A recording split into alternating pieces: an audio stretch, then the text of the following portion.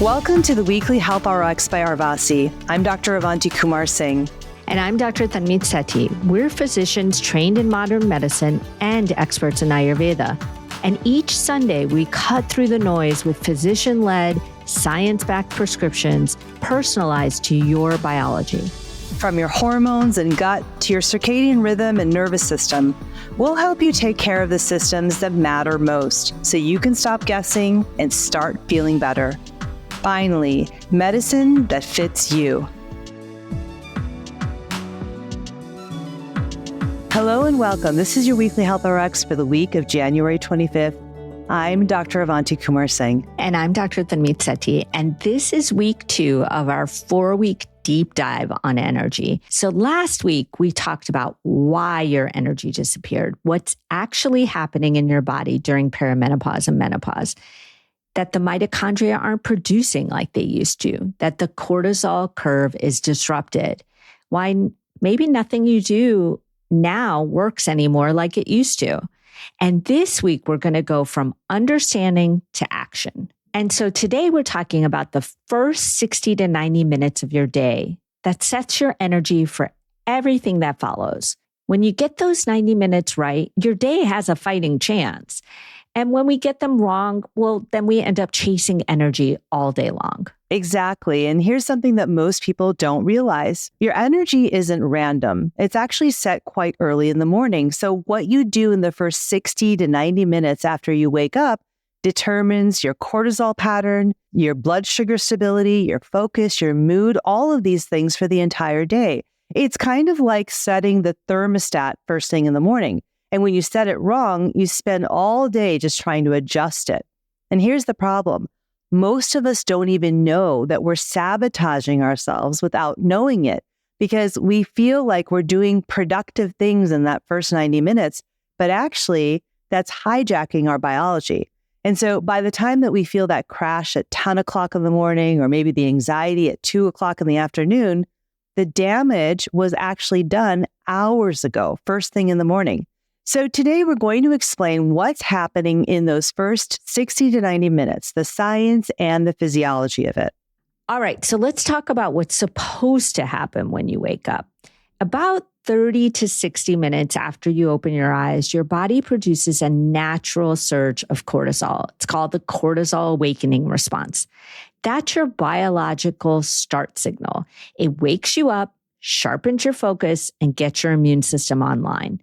And then, and this part's important, cortisol should taper down through the day, hitting its lowest at night so you can go to sleep. So it's like that alarm clock we talked about last week, going off in the morning to wake you up and then turning off in the evening. But what goes wrong for most women in midlife is that alarm clock gets disrupted. Either it won't go off, maybe the cortisol's flat in the morning, you can't wake up, you feel like you just need caffeine to feel human, or it's stuck on where cortisol is spiking randomly at different times of the day, 10 a.m., 3 p.m. You feel anxiety or crashes or just reactive.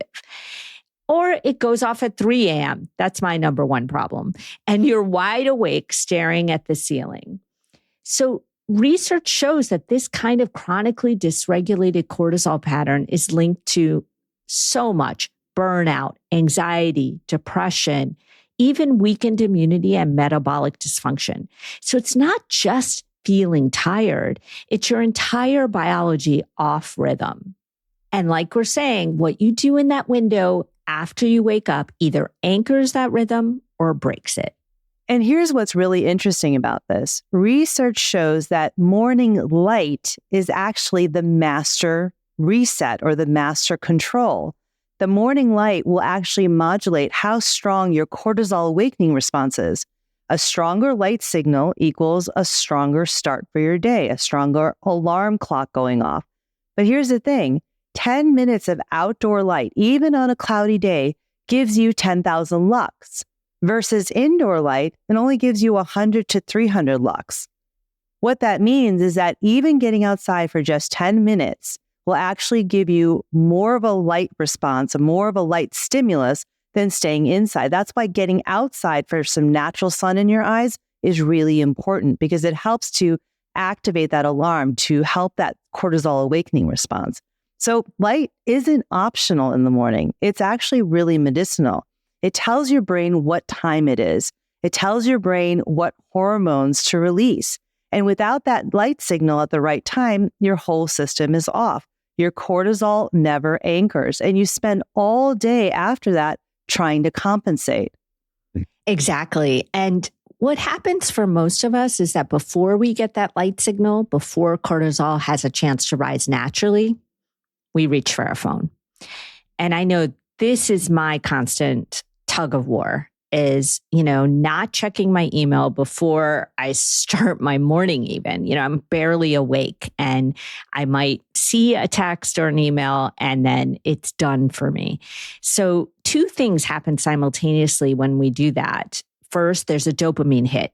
There's some kind of notification or news, and your brain wants more of it. It gets a little hit of that dopamine. And second, there's a cortisol spike. So, when I see an email, I know there's something I have to do, or I see a piece of news and I'm already reactive. My stress hormones are surging. So what we're doing is hijacking our natural cortisol awakening response before it can establish itself. So instead of a smooth cortisol rise that you get to control, you get a chaotic spike that your phone is controlling. It's like your phone starts your day for you instead. And then you're set up for all these crashes and reactivity. I honestly feel like I'm managing this tug of war with my phone every day. I totally do too. I mean, I literally have to remind myself, you cannot look at your phone first thing in the morning, even though I teach this all the time, right? We're just as human as everybody else. I actually have my phone outside of my bedroom on purpose so that I would actually have to get up and go outside of my bedroom to actually check it. So I've put some barriers up for myself in the morning. Oh, yeah, I do too. But I find a way to overcome the barriers. Then I get up and I go check it. I mean, seriously, it's hard. Yeah, it is. And, it's really interesting because I think that we all get this message, right, of these morning routines that make sure you don't check your phone. And that's sort of like the rule that we're all hearing, right? That it's bad for us, which is true, and get some morning light. But here's the thing. I don't think that just saying that to everybody, to every woman actually works because we all have different personalities, emotional characteristics. We have different constitutions according to Ayurveda. And so what might work for you, Tanmeet, versus me is totally different to get me to not look at the phone, right? Exactly. Or I just need a different routine in the morning so that I'm getting that natural light instead of getting a dopamine hit and a cortisol response from my phone, right? Right. No, I think that's the part that I feel like I want to reach out to everyone and make sure they know that, some women need to slow down first thing. Their system's already racing. That's me. And activation makes it worse. And other women need to speed up, actually.